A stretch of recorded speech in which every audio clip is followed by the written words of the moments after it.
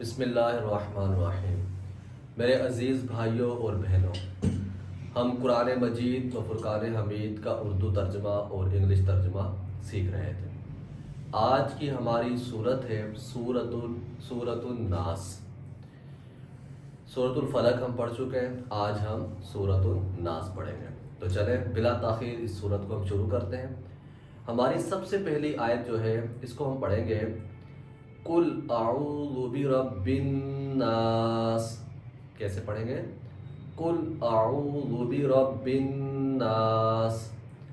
اردو میں اس کا ترجمہ ہوگا، اے حبیب عرض کیجئے میں پناہ لیتا ہوں لوگوں کے پروردگار کی۔ انگلش میں اس کا ترجمہ ہوگا، سے I seek refuge of Allah the sustainer of mankind. آیت نمبر 2 ہماری ہوگی، مالک الناس۔ کیسے پڑھیں گے؟ مالک الناس۔ اردو میں اس کا ترجمہ ہوگا، وہ جو تمام لوگوں کا بادشاہ ہے۔ مالک کہتے ہیں بادشاہ کو، ٹھیک ہے؟ اور انگلش میں اس کا ترجمہ ہوگا، who is the king of mankind۔ آیت نمبر 3 ہماری ہوگی، الہ الناس۔ الہ الناس۔ اردو میں اس کا ترجمہ ہوگا، وہ جو تمام لوگوں کا معبود ہے۔ انگلش میں اس کا ترجمہ ہوگا، who is the God of all mankind۔ اس کے بعد ہماری آیت نمبر 4 ہوگی، من شر الوسواس الخناس۔ کیسے پڑھیں گے؟ من شر الوسواس الخناس۔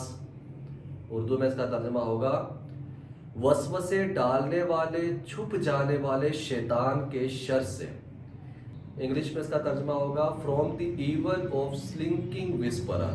میرے عزیز بھائیوں اور بہنوں، یہ آیت نمبر 4 جو ہے وہ اس سورہ مبارکہ کا مرکزی خیال ہے، یعنی تمام آیات مقدسہ کا جو اصل محور اور مرکز ہے وہ یہ آیت ہے کہ اللہ تبارک و تعالی نے اس سورت کو جو نازل فرمایا تو کس کے شر سے بچنے کے لیے جو ہے وہ دعا اس میں سکھائی جا رہی ہے۔ وہ اصل جو چیز ہے وہ ہے من شر الوسواس الخناس، وسوسے ڈالنے والے، چھپ جانے والے شیطان کے شر سے۔ اب میرے عزیز بھائیوں اور بہنوں، یہاں پر جو ہے جو مرکزی خیال ہے اس سورت کا، اس کو تھوڑا سا سمجھنے کی ضرورت ہے۔ سب سے پہلے تو آپ یہ دیکھیں کہ جب شیطان، وسوسے ڈالنے والے شیطان کے شر سے بچنے کی دعا سکھائی گئی تو اللہ تعالیٰ نے اپنی 3 صفات بیان فرمائی۔ پہلی آیت میں فرمایا، قل اعوذ برب الناس، یعنی تمام لوگوں کا جو پروردگار ہے اس کی پناہ میں آتا ہوں۔ پھر دوسرے نمبر پر فرمایا، مالک الناس، تمام لوگوں کے بادشاہ کی پناہ میں آتا ہوں۔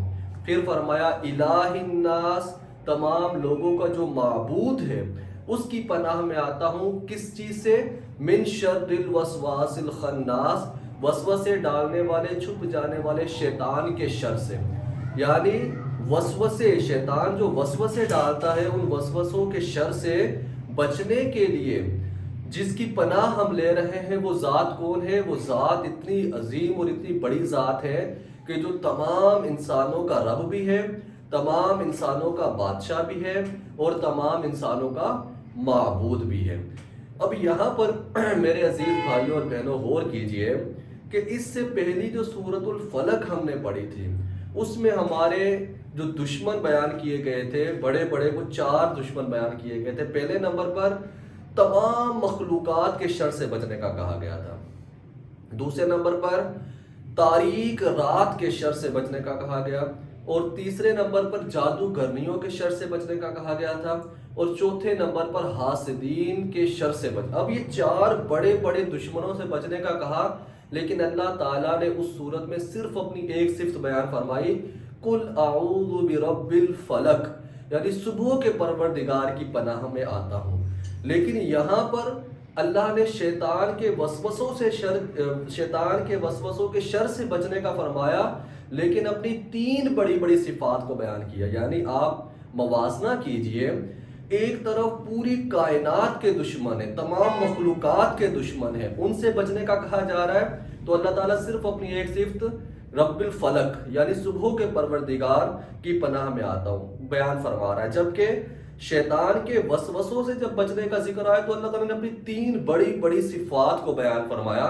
تو یہاں پر ہمیں یہ سمجھایا جا رہا ہے، یہ بتایا جا رہا ہے کہ شیطان کے وسوسے کتنے بڑے ہمارے دشمن ہیں، یا شیطان کے وسوسے کس قدر خطرناک ہیں کہ جب ان کے شر سے بچنے کی تلقین کی گئی، ان کے شر سے بچنے کی دعا سکھائی گئی، تو اللہ تعالیٰ نے اپنی 3 بڑی بڑی صفات کو بیان فرمایا۔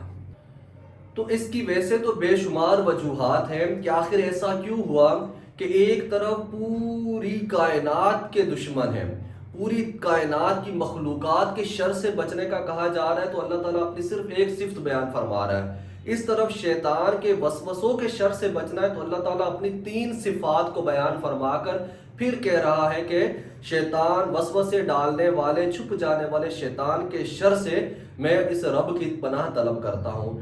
تو میرے عزیز بھائیوں اور بہنوں، اس کی ویسے تو بہت ساری وجوہات ہیں، میں صرف 2 وجوہات آپ کے سامنے رکھوں گا مختصراً۔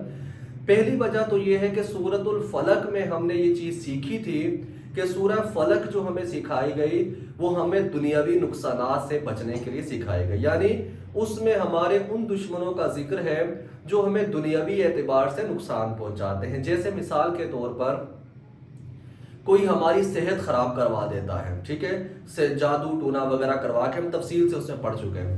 اسی طرح کوئی ہمارا حسن، کوئی خوبصورتی ہماری خراب کروا دیتا ہے، کوئی ہماری دولت ضائع کروا دیتا ہے، کوئی ہمیں مالی اعتبار سے نقصان پہنچاتا ہے، کوئی ہمارے کاروبار کو تباہ کروا دیتا ہے، کوئی میاں بیوی کے درمیان جھگڑا کروا دیتا ہے، کوئی رشتہ داریوں میں جو ہے وہ پھوٹ ڈلوا دیتا ہے۔ تو یہ سارے جو نقصانات ہیں ہمارے، یہ دنیاوی اعتبار سے ہمیں متاثر کرتے ہیں۔ لیکن یہاں پر جو شیطان ہمارے دل میں جو وسوسے ڈالتا ہے، یہ دنیاوی اعتبار سے زیادہ آخرت کے اعتبار سے، ہمارے ایمان کے اعتبار سے ہمارے لیے نقصان دہ ہوتے ہیں۔ مثال کے طور پر یہ وسوسے کیسے ہوتے ہیں؟ جیسے مثال کے طور پر آپ 5 نمازیں پابندی سے پڑھتے ہیں، سارے نیک کام کرنے کی کوشش کرتے ہیں، ہر برائی سے بچنے کی کوشش کرتے ہیں، اس کے باوجود آپ کا کاروبار نہیں چل رہا، اس کے باوجود آپ کے رشتہ دار آپ کے ساتھ اچھا سلوک نہیں کر رہے ہیں، اس کے باوجود آپ کے گھر میں آئے روز کوئی بیمار ہو رہا ہے، اس کے باوجود آپ مشکلات اور پریشانیوں میں گھرے ہوئے ہیں۔ اب شیطان آپ کے دل میں وسوسہ ڈالے گا۔ وہ کیا وسوسہ ڈالے گا؟ کہ یار آپ تو ساری نمازیں پڑھتے ہو، نیک کام کرتے ہو، کسی کے ساتھ کچھ برا نہیں کرتے، اگر اتنا کچھ کرنے کے باوجود بھی اللہ تعالیٰ کی تم پر نظر رحمت نہیں ہے، نہ تمہارا کام چل رہا ہے، نہ تمہارے رشتہ دار تم سے اچھا سلوک کرتے ہیں، نہ اور کسی طرح سے تمہارا کوئی فائدہ ہو رہا ہے، تو کیا فائدہ پھر ان نمازوں کا؟ کیا فائدہ پھر اس قرآن کے پڑھنے کا؟ اب اس طرح کے وسوسے جب شیطان ہمارے دل میں ڈالتا ہے تو اس کا مقصد اللہ کے ذکر سے دور کرنا، نماز سے دور کرنا اور نیک کاموں سے دور کر کے گمراہی کے راستے پر لگا دینا ہوتا ہے۔ اور ایسے وسوسے انسان کو آہستہ آہستہ سیدھی راہ سے بھٹکا دیتے ہیں۔ اس وجہ سے یہ جو دشمن ہے ہمارا، یہ ایمان کا دشمن ہے، یہ آخرت کو تباہ کرنے والا دشمن ہے۔ تو پہلی وجہ تو یہ ہے کہ ہمیشہ دنیا پر آخرت کو ترجیح دی جاتی ہے، یہاں یعنی کہ آخرت کو زیادہ اہم قرار دیا گیا ہے دنیا کے مقابلے میں۔ کیوں؟ دنیا تو 30 40 50 60 سال کی زندگی ہے، آخرت کی زندگی ہمیشہ کی زندگی ہے۔ اسی طرح دنیاوی اعتبار سے اگر آپ کا مال و دولت تباہ بھی ہو جاتا ہے تو دوبارہ کمایا جا سکتا ہے، لیکن اگر ایمان تباہ ہو جاتا ہے تو یہ واپس نہیں آ سکتا۔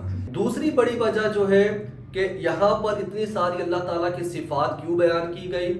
اس وجہ سے کہ دنیاوی اعتبار سے سورۃ الفلق میں جن دشمنوں کا ذکر کیا گیا وہ بعض اوقات ظاہر بھی ہو جاتے ہیں، سامنے بھی آ جاتے ہیں، وہ چھپے ہوئے دشمن نہیں ہیں، ہمارے ظاہر ہو جاتے ہیں وہ۔ لیکن شیطان ہمارا چھپا ہوا دشمن ہے جو ہمیں نظر نہیں آتا، ہمارے سامنے نہیں ہوتا اور ہمارے دلوں میں وہ وسوسے ڈال دیتا ہے۔ تو ظاہری دشمن سے چھپا ہوا دشمن زیادہ خطرناک ہوتا ہے، اس لیے اللہ تعالیٰ نے یہاں پر اپنی 3 صفات کا ذکر فرمایا، جبکہ سورہ فلق میں صرف ایک صفت کا ذکر فرمایا۔ تو یہ 2 بڑی وجوہات ہیں۔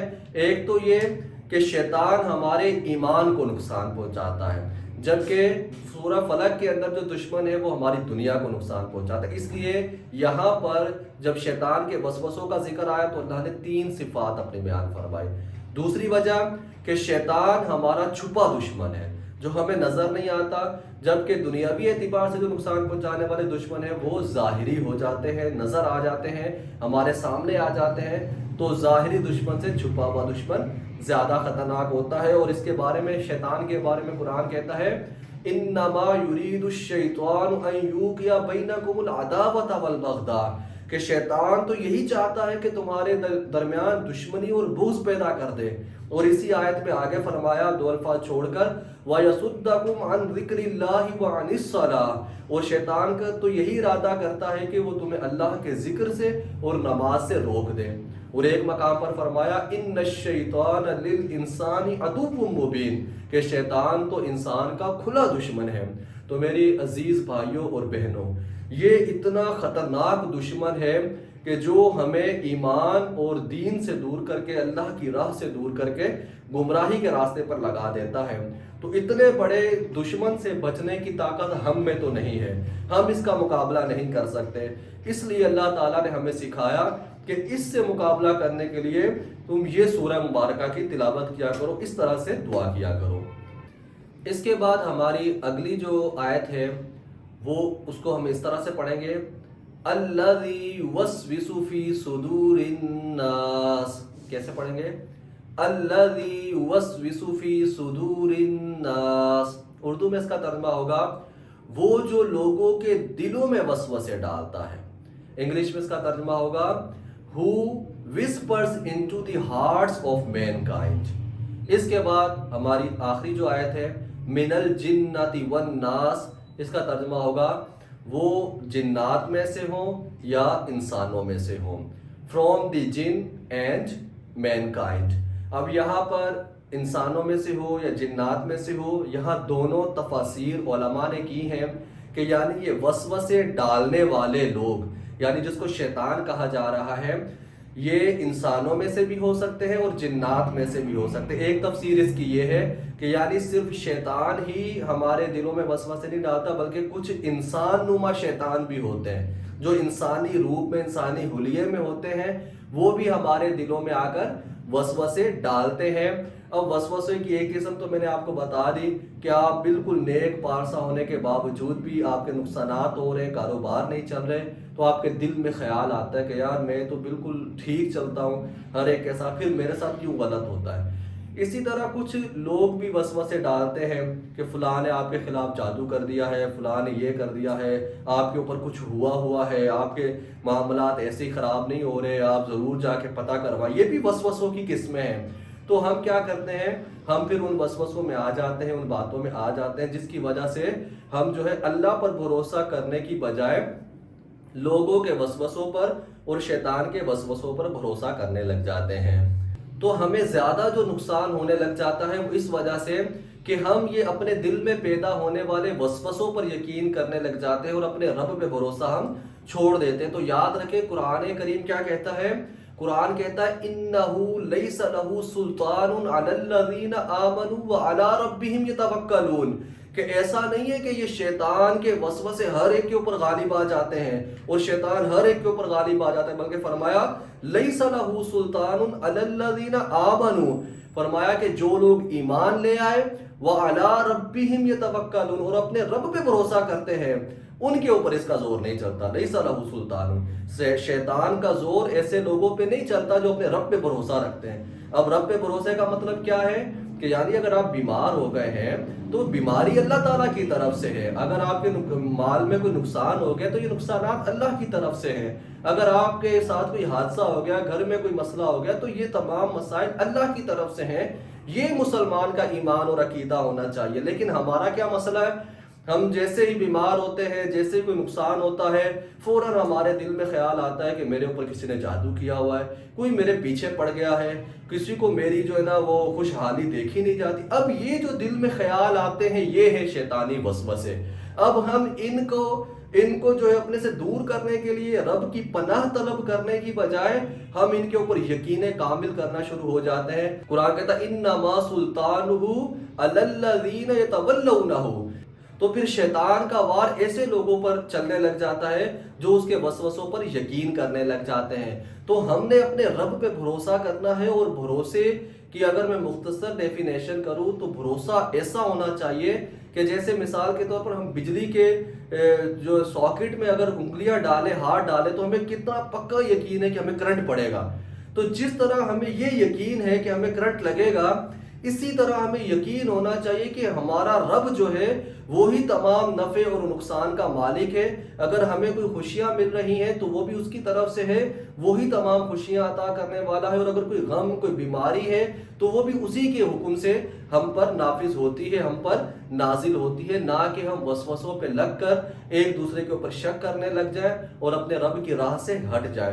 اور ان وسوسوں کے اوپر ایک اور بڑا وسوسہ جو ہمارے دلوں میں شیطان ڈالتا ہے وہ کیا ہے کہ اگر آپ کو یہ کہا جائے کہ بھائی آپ شیطان آپ کے دل میں یہ وسوسے ڈال رہا ہے، تو آپ آگے سے کیا جواب دیں گے؟ نہیں، مجھے پتا ہے، میرا تجربہ ہے، وہ ہے ہی میرے دشمن، وہ ہے ہی میرے خلاف، وہ اس طرح سے کر رہے ہیں، وہ میرے اوپر کچھ کروا رہے ہیں۔